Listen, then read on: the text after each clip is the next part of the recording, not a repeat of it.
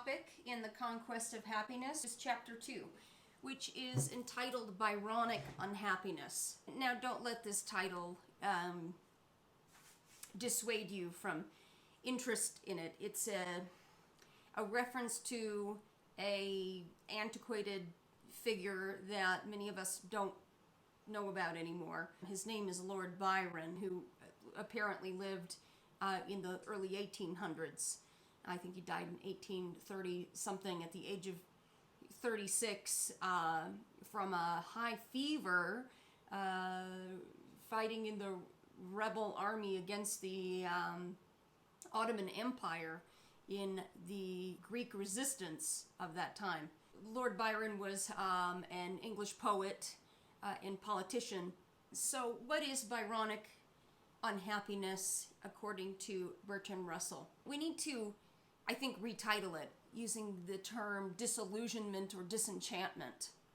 I think these are really good terms for what he's getting at. He says pretty early on in the chapter called Zest, chapter 11, all disenchantment is to me a malady, which it is true certain circumstances may render inevitable, but which nonetheless, when it occurs, is to be cured as soon as possible, not to be regarded as a higher form of wisdom. Byronic unhappiness can affect anyone, but he feels like it particularly affects this kind of privileged class of people who get a lot of what they want, have a lot of what they need, and then complain about life and begrudge it and fall into, or even indulge, I think that's the best word for it, indulge certain kinds of cynicism or pessimism or meaninglessness that he finds dangerous to the common psyche, as if this sentiment can infect people, and it can. Nothing matters, that nothing is satisfying, that life is a one big disappointment. They're not only disenchanted souls, but they spread the word that disenchantment is a necessary endpoint to living life, that it's a sophisticated perspective on the course of life, having lived it, from, we might say, the optimistic ideals of youth that we carried, and the big dreams we had, and the things that never came to be, the things that didn't work out, the things that were more complicated than we originally assumed. We don't properly assimilate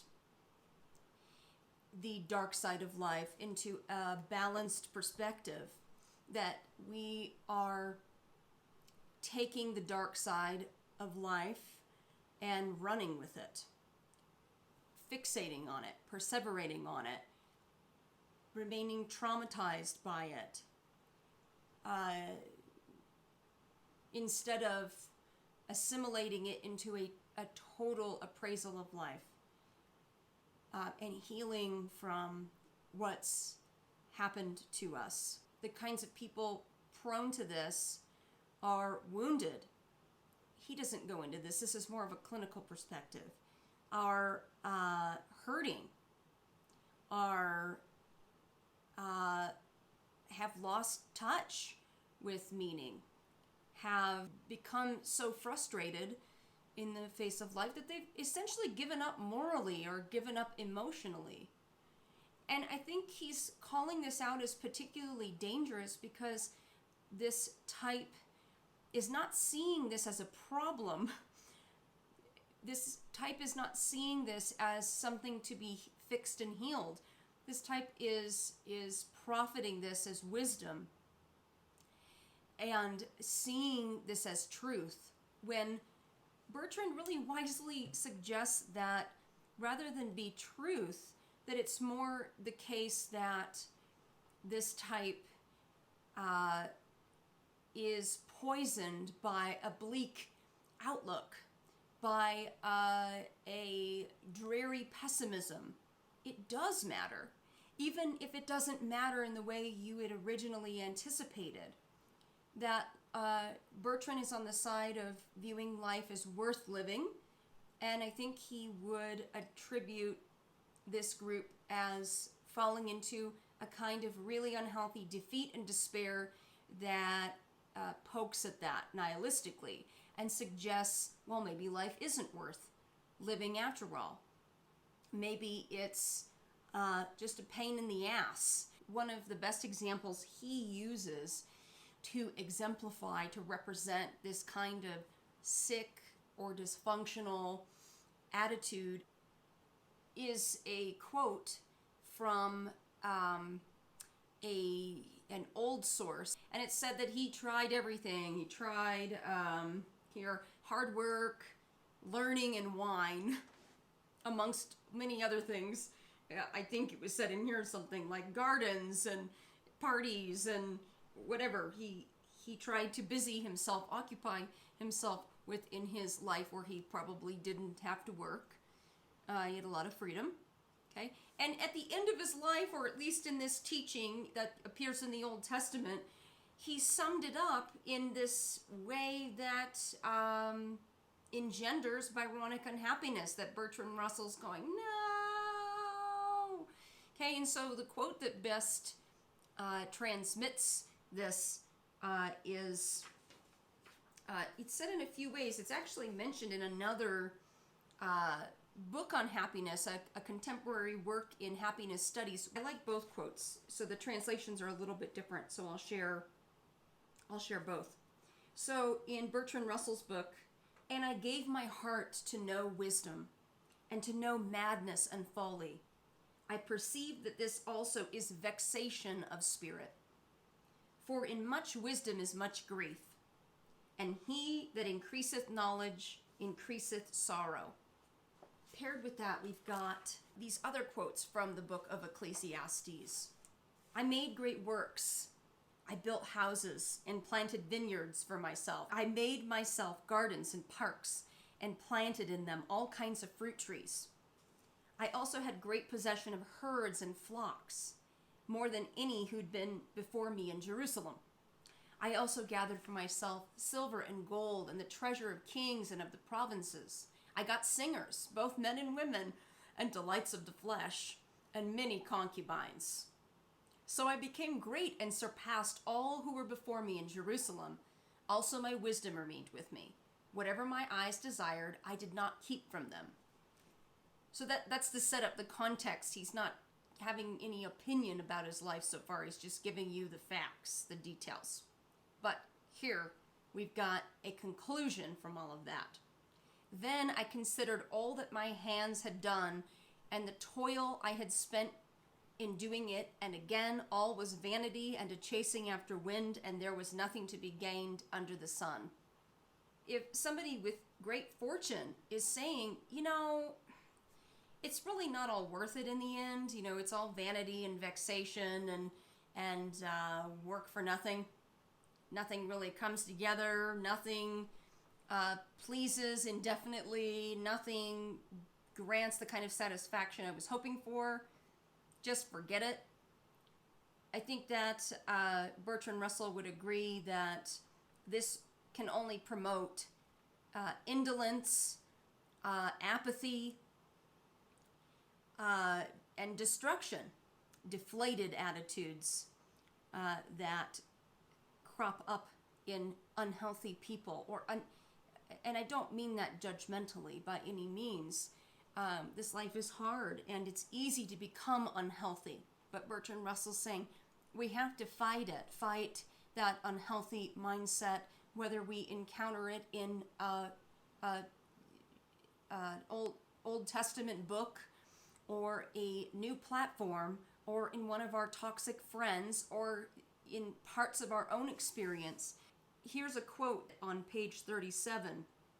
He says, "There can be no value in the whole unless there's value in the parts. Life is not to be conceived on the analogy of a melodrama in which the hero or heroine go through incredible misfortunes for which they're compensated by a happy ending. I live and have my day. My son succeeds me and has his day. His son in turn succeeds him. What is there in all this to make a tragedy about? On the contrary, if I lived forever the joys of life would inevitably, in the end, lose their savor. As it is, they remain perennially fresh. These unhealthy and irrational, unrealistic ways of thinking that just set ourselves up for this kind of disenchantment that we talked about, this kind of disillusionment. It doesn't have to be this way. We are set up, we're vulnerable to it because of these unhealthy ways of thinking. So in summary, Bertrand Russell in this chapter is trying to correct a certain deterioration in our outlook on life. We need to choose another mood that helps us delight in what life has given us, that helps us appreciate the parts that we have been able to experience. He critically predates the popular movement in the study of and cultivation of gratitude practices, gratitude journals, gratitude lists. The suggestion of the practice of gratitude by psychologists to their clients is pretty mainstream now.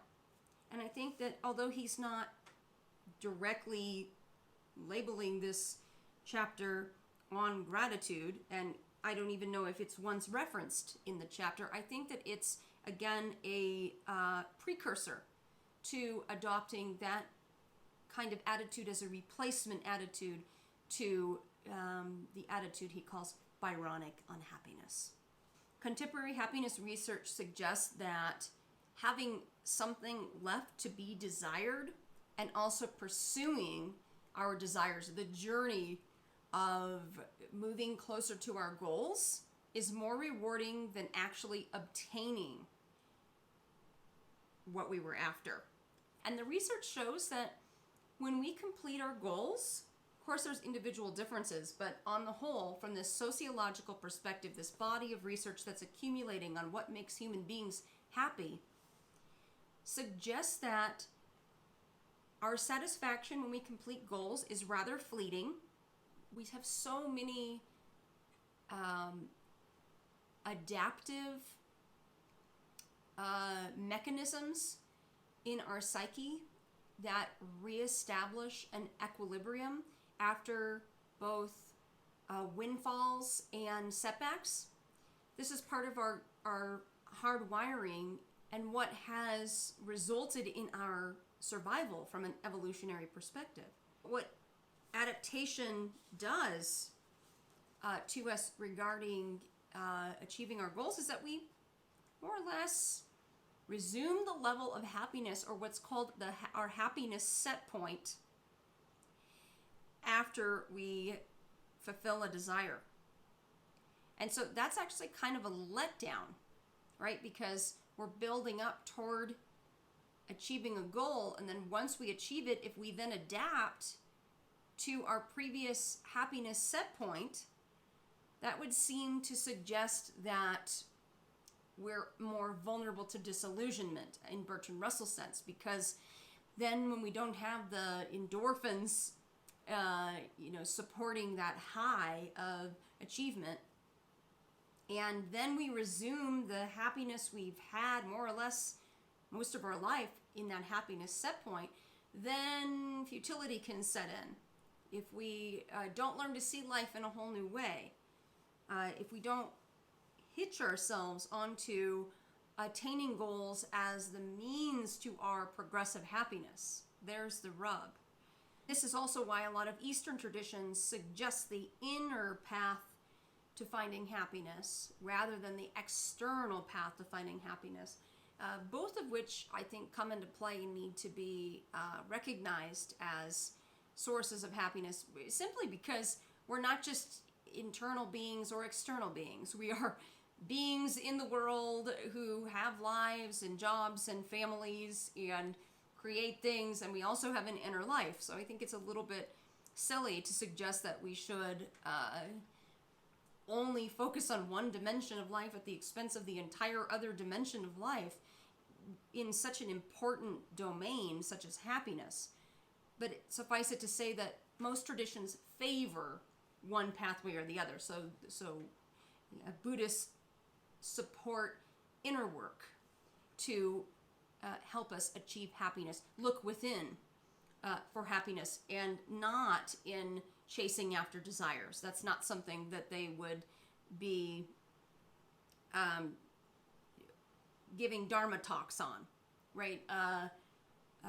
Chasing after worldly desires, because of these principles that Buddhists in the ancient world knew about intuitively before they could study it scientifically. They knew about the adaptation principle. They knew about the disappointment in post-goal attainment positive affect.